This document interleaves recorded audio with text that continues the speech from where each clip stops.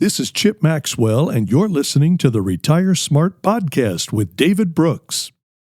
Should excess dollars rescued by DOGE be given to taxpayers or used to reduce the national debt? What is the 1 to 3 year outlook for cryptocurrencies, plus gold, silver, and other rare metals? And will no tax on Social Security be enacted in 2025?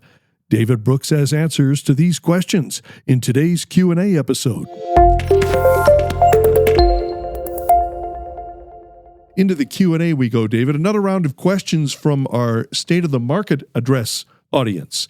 And the first one is about DOGE dollars.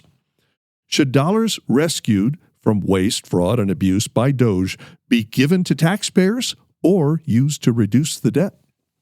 I think it should just go to reduce the debt. We don't need to send any more money out to people. That is inflationary when you do it. When people get money they haven't actually earned, they spend it on, it changes whether they're paying for necessities or not, and wants become needs, et cetera. I would much rather think that we should simply cut the spending, cut the debt, which is really what we're trying to do, and get us to a balanced budget and a reduction in our deficit every year and a reduction in our actual debt every year. And I think that would make the American taxpayer happy. Next question, David, is about cryptocurrency. What is your 1 to 3 year outlook for cryptocurrencies? Which ones should we avoid? Which ones should we invest in? I'm sorry, David, I couldn't help but folding into this question, something you sent the team, poor Jim Cramer.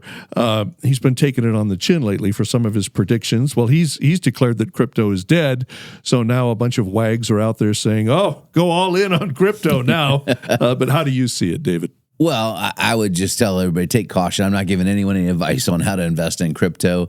I would encourage you to come to the digital asset class that we just pushed out till April here, that Brad Starkin, one of our advisors who's certified in these matters, can talk about. But again, cryptocurrency, digital assets, there's various forms of them. However, I would just tell you, basically this last weekend, Trump talked about the Federal Reserve is now going to have a crypto reserve to a portion of it. So that quickly spiked the price of Bitcoin, Ethereum, Solana, and a few others. So if the government is going to be purchasing and restoring these, that's probably where I would lean. I personally, just full disclosure, I own about 14 different versions of crypto assets, et cetera, but it's not something we highly recommend for folks. We do utilize some Bitcoin through an ETF form in one of our portfolios for our clients, but it's a very small sliver. Again, this is a pure speculative asset. And you need to understand, that's what the class is for, by the way. You can understand how these digital assets are actually utilized. And so Bitcoin is more of a store of value, whether you think it's a store of value versus gold or the dollar, that's your call. But some of these others are what's called smart contracts, and they're going to revolutionize the accounting world and how supply chain management is managed, and that's going to create a massive amount of efficiency. But the other side of it is you need to understand, we talked about it, how much money's been stolen in crypto, and it's in the billions and billions of dollars. Where do you buy it? Is it a reputable exchange? Are you leaving it on the exchange? Or are you going to store it? The whole point of it is to have a digital asset nobody can command. So I have a private wallet, with encrypted and locked, that it's not on an exchange. I have it in a safe. And so there's a lot to understand. I would just highly recommend you go to that class. Well, speaking of crypto shenanigans, you also shared with the team some Forbes magazine covers. There they are on the screen for our YouTube channel.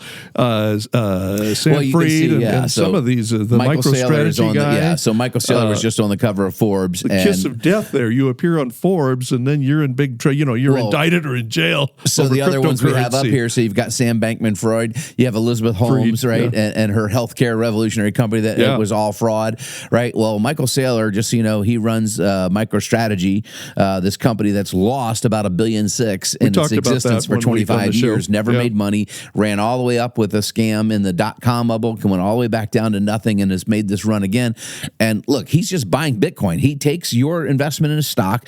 He offers convertible bonds. People buy the bonds. He takes the cash and then buys more Bitcoin. So basically, you're paying about 1.8 for Bitcoin when you could just pay 1. You could just buy the Bitcoin outright. Why would you pay 80% more owning his stock? And again, I would highly encourage people to be very cautious if you're an investor in that particular equity. But again, I'm not making any recommendations on the air. David, let's move on to precious metals. Question is, What is your 1 to 3 year outlook for gold, silver, and other rare metals? Are there rare metals on which we should focus in the near future? Again, absolutely. And we have the majority of our clients own a portion of their assets into the commodity space. And inside that commodity space, we have soft metals, we have precious metals, et cetera.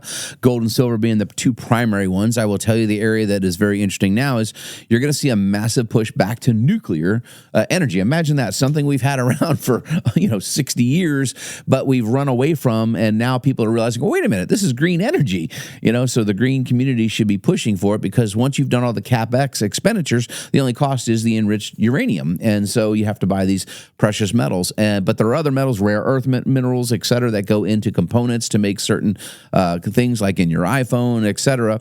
But gold and silver are absolutely going to do well. In fact, gold over the last 12 months has outperformed NVIDIA. I want to say that again. People might find that shocking. Yeah. Gold for the last 12 months, as of this recording today, has actually outperformed the stock NVIDIA in the last 12 months. So I would tell you that, yes, we do own gold and silver, and I think gold's going to continue its run in the near term and can go higher. But again, gold is very, very volatile. Chip has a beta of 20, so it's going to be almost 20 times more volatile than the stock market itself. And it's just a store of value relative to the currency you own it. Now, here in the U.S., you can only own it in U.S. dollars, at least under our laws. But there are people that have dollars outside of the U.S. and can own it in other currencies. It's just a store of value. It's a hedge against the devaluation of all the fiat currencies. You're saying gold is a volatile investment. I always thought gold was supposed to be more stable. Good old reliable gold when everything else is going So crazy. If we go back to 1980, you would have been better off buying the S&P versus gold. Okay.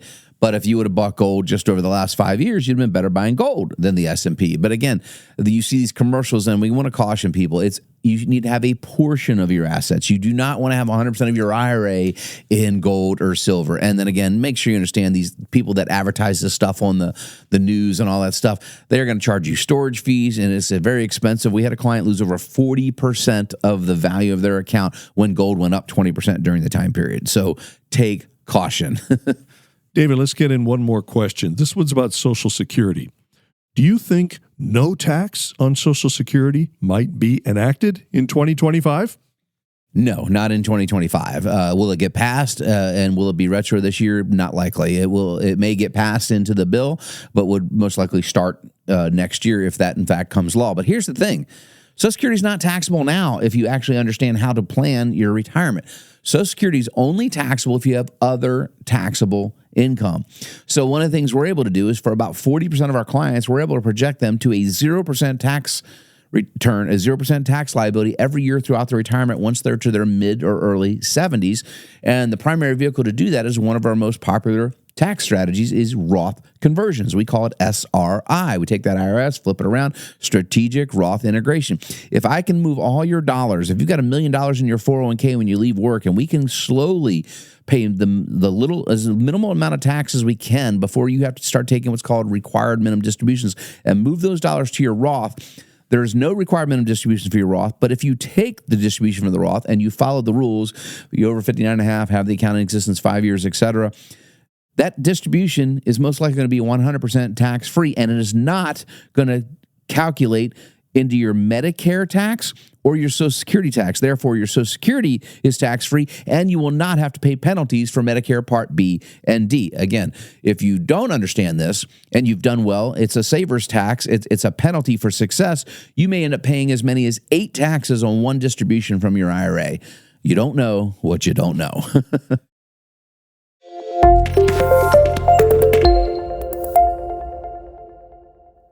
Thank you for listening to the Retire Smart podcast with David Brooks.